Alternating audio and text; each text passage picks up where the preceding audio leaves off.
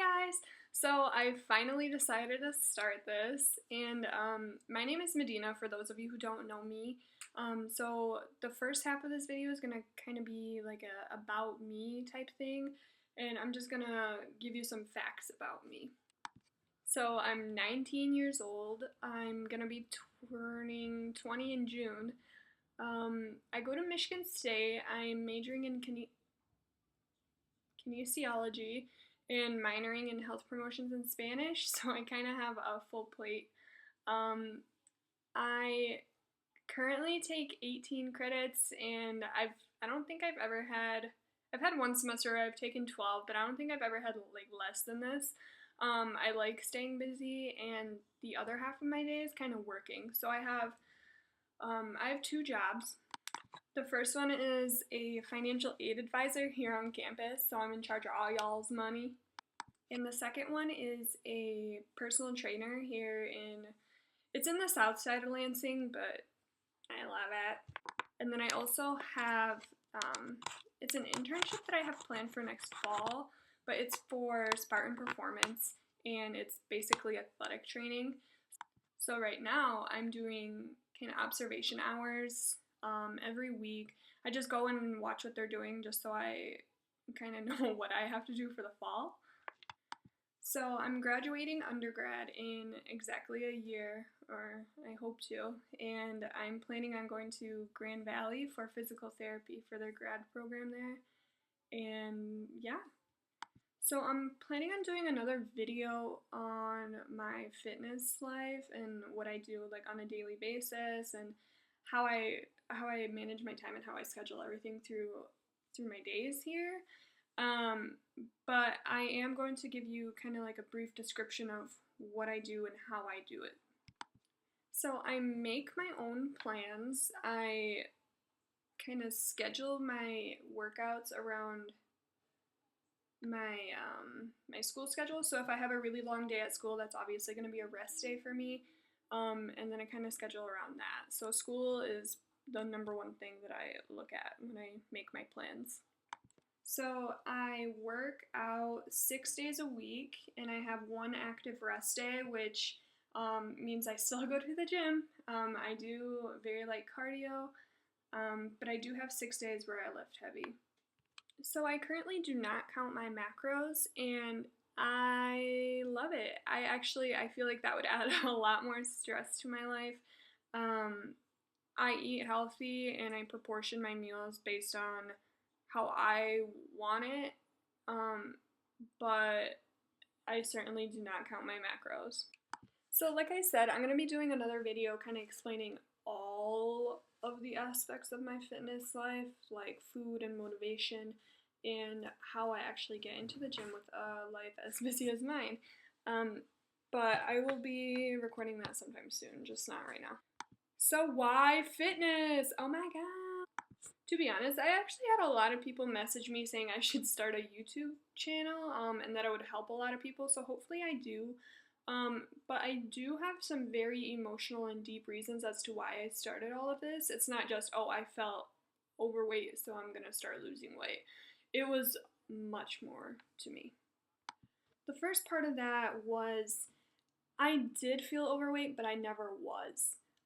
So I had a very distorted body image. When I looked in the mirror, I did not like what I see. I could be seeing ribs, and in my eyes, that'd be obese to me. So I always had that distorted body image that it clouded my vision, and it hindered my way of working, and I was never ever happy with the results, and I always wanted more, and I wanted the easiest way to get there. But that would be the very first one. So I just wanted to start off with the next reason, saying that I moved to Lansing last January, so January 2016, and it was my very first semester here. And none of my friends from high school actually came here, and I didn't know anybody, and me and my roommate actually did not get along. And it was just a very, very rough transition for me.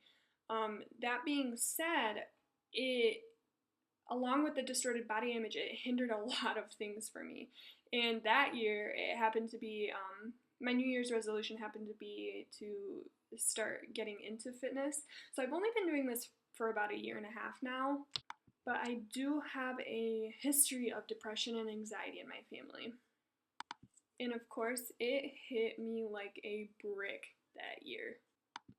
Also, that year, I heard about 4 suicides within maybe 2 weeks, and it really scared me to the point where I actually texted my mom and I was like, I honestly don't want to end up like them, so I need help. Because at that point, I I just didn't even want to be there. I was so excited to go to Michigan State, but once I got there and I saw how it was, I didn't want to be there. I didn't want to be on this world, let alone Michigan State. So 2016 was actually a really rough year for me. I I remember on my birthday, I actually had to go to therapy, and I was talking to my therapist. Um, and just waking up on your birthday super early to go to therapy was like, holy shit, I'm fucked up. And that's how it was for a couple months. And the only thing that I could turn to was the gym. And going to the gym was my second therapist, because actually the first one, it was kind of the cycle of her asking the same questions and the same stuff was being done every single week, and I just stopped because I felt like it didn't help me at all, and I felt like the gym helped me a lot more than any person could. So I'm actually, to this day, I'm not 100% here, if that makes sense. I still feel like I don't deserve to be on this planet, as crazy as that sounds, and I don't feel how I felt in 2015 before I moved to Michigan State, and I don't think I'll ever be there. But a thing that really, really did help me a lot was the gym. And I don't think a lot of people realize how important it is to not only physical health, but mental health as well. And I am a living, breathing example for you, and I can talk for days about it. And I don't know if a lot of you know this, but having depression and anxiety in one is Satan's package. It's honestly, one half of it, you do not want to get out of bed, you don't want to talk to anybody, you just want to close your eyes forever. And the other half of it is thinking about deadlines and worrying about things that you shouldn't even be worrying about. I have people tell me that I worry about the stupidest stuff, but I can't help it. And I have these thoughts constantly running through my head, and the only way I can let them out and free my mind is by lifting weights and running on a treadmill. It's really hard to do, but it's something that I have to do to be able to ease my mind. So along with the mental health aspect, I'm actually very competitive, and it's more of, when I see someone doing something, I kind of want to try it, and if I like it, I'm going to stick to it. So an example of this is my brother, and he always teases me about this, saying, you always want to do what I want to do. But I saw him, so he started lifting, and he started getting into bodybuilding and all that way before me, and I saw his results, I really did, and I saw how it helped him, because he also struggled with the mental health things in life. But the way he coped with them was going to the gym. And I didn't only see a physical change in him, but I also saw a mental change in him, if that makes sense. What I did is I started going, and I only went maybe once or twice a week just to see how it would make me feel, and that's honestly all I thought I could fit into my schedule. But then I realized how much it helped me too, and then I started incorporating it more and more, and that's how I became who I am today. And I never really made friends in school with the popular kids. So all those kids were really into the girly things. A lot of them were into cheerleading and like dance and all that stuff. And yeah, those sports are hard, but I wanted something more rough and more physical, so I got into soccer. And growing up around a big brother who's I love him to death, but I felt like having him around never really allowed me to be a girl. So growing up, I was a tomboy, and I think that is also what kind of sparked my interest in weightlifting slash bodybuilding. I don't know if no, I'm not a bodybuilder, but weightlifting.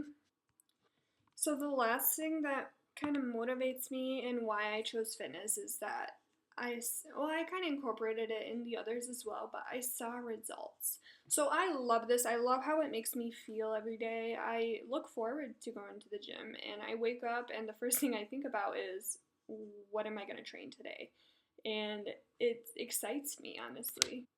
And I'm going to have a whole other video on motivation, what motivates me to do this every day. But the people that come to me and the people that I actually do help out and take the time, because this is not something you can do overnight. This is a marathon and not a sprint. For those people that I take the time to make a plan for and to kind of help train, and the results I see from them motivates me to the fullest.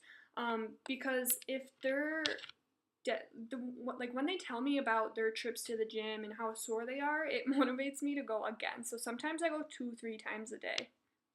When I was a sophomore in high school, I tore my ACL playing soccer, and when I say it ruined my life, it ruined my life. So basically, I tore it in the beginning of February, and honestly, you can teach yourself how to. Ugh. No, sorry about that. So I have no idea what that was, but you can teach yourself how to walk again without an ACL. It's going to cause a lot of problems down the road in your future, kind of like arthritis and stuff like that. So naturally, I taught myself how to walk again because I couldn't deal with crutches. And I tore it in the beginning of February, and my surgery was scheduled late March. So I had, give or take, a month and a half, about 2 months, to kind of teach myself how to walk. As soon as I taught myself how to walk, I had to get surgery, and I couldn't walk again. At that point, after surgery, I was on bed rest for like 4 months. It ruined my life. It started depression, and I wanted to do nothing in life. At that point, I was done mentally. Physical therapy 3 times a week. I fainted in the shower because I had a panic attack. It was constant worries and constant pain, and it was horrible. When you tear your ACL, especially if you're a female, there's a really big chance of tearing it again, and that's a big reason why I didn't get back into soccer, and I highly regret it. But I just didn't want to take that risk. The only thing that was kind of waiting for me was weightlifting, and when I did go to physical therapy, she always mentioned how I had such an amazing recovery, and when you go to ACL recovery, physical therapy, you have kind of goals as to how much you can bend your knee. So maybe one goal is 90 degrees and the other goal is 100 degrees.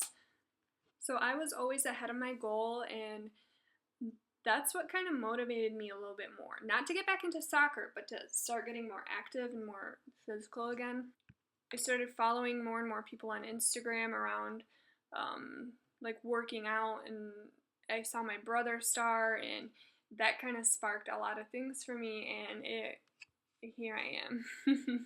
So yeah, that's my first video. I hope it helped you guys. I don't know how it could, but it was kind of an introduction to me and my life and why I started all of this, and you guys should be expecting a lot more videos because I think this is really fun. I like seeing myself on this camera.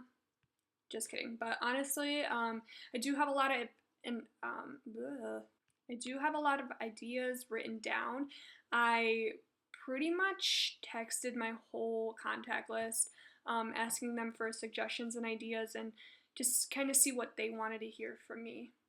So I have a list of ideas written down, and I think I'm going to do this maybe once a week if I have time. I'm going to get around to it whenever I do have time. But yeah, I'm going to hit a lot of topics regarding college, how to start working out and meal prepping and all that if you're a college student, because I know it's really tough. things like motivation and what motivates me, how to get yourself motivated. My personal goals, so my short-term goals and my long-term goals, and what I hope to see from all of this. And many more. I did want to give a shout out to a couple people, but I will do that in my motivation video. But yeah, I really hope you guys like this one.